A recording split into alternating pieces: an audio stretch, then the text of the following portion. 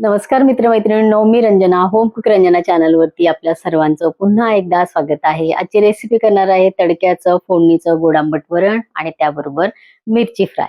चला तर मग रेसिपीला सुरुवात करूया। कुकर मध्ये तूर डाळ एक शिट्टी घेऊन मी शिजवून घेतलेली आहे।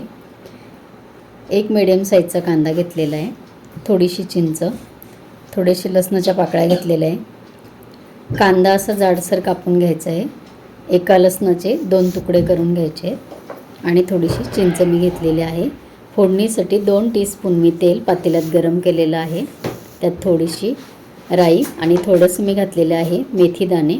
त्यानंतर घालायचा आहे कांदा।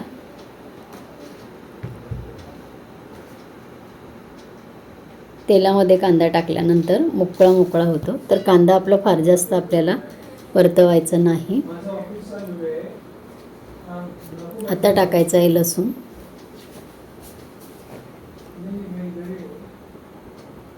आणि लसूण घातल्यानंतर आपण चिंच सुद्धा तेलामध्ये परतून घ्यायची आहे। थोडीशी जिरं घातलेले आहे। चिंच छान तेलामध्ये परतल्यानंतर छान त्या डाळीमध्ये चिंचेचा स्वाद येतो।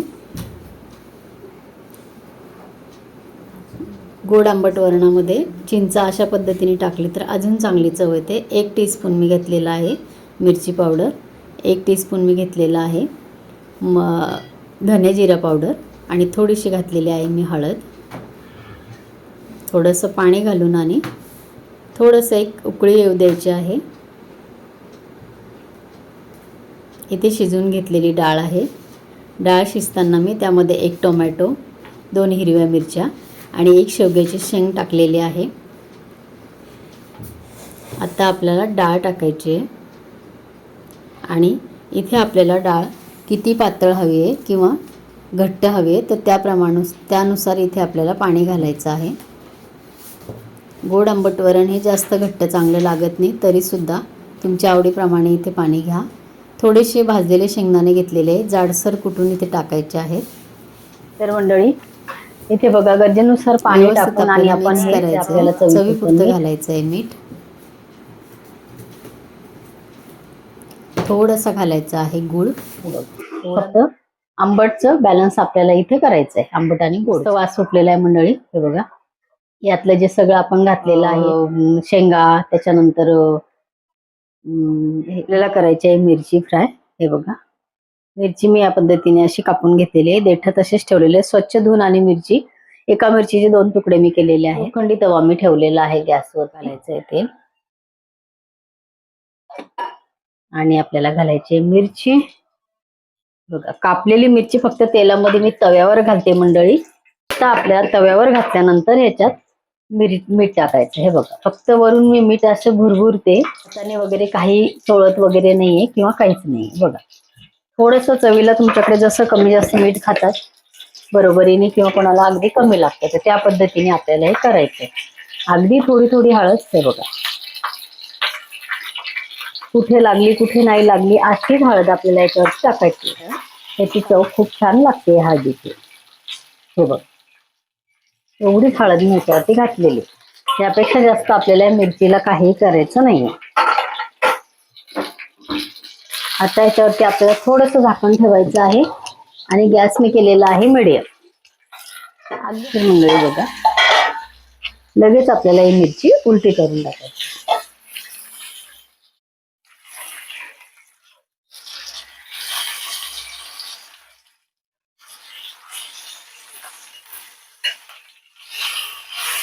हे बघा कमी गॅसवर एकदम छान ही मिरची तयार होते, अजिबात जळत नाही। गॅस एकदम मीडियम ठेवायचा आहे किंवा मोठ्या गॅसवरती असेल तर कमी ठेवायचा आहे आणि हार्डली थोडा वेळ अगदी 2 ते 3 सेकंद फक्त आपल्याला याच्यावरती झाकण ठेवायचं मंडळी।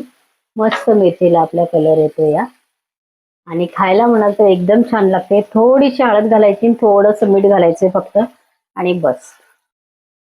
खूप छान लागते जेवणाबरोबर, चपाती बरोबर, भाकरी बरोबर तुम्ही खाऊ शकता। बघा दोन्ही साईडने तुम्हाला मिरची दाखवते।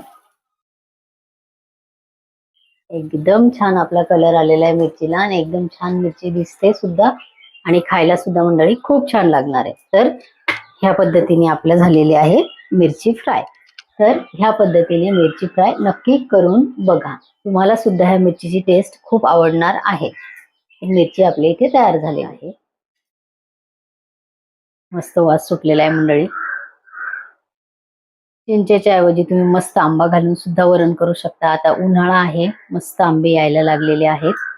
नसेल आंबा तर चिंच घालून मस्त गोड आंबट वरण हे नक्की करून बघा. गरमागरम भाताबरोबर किंवा भाकरी बरोबर हे वरण खूप छान लागतं. या पद्धतीने नक्की ट्राय करून बघा. मिरची फ्राय आपली झालेली आहे.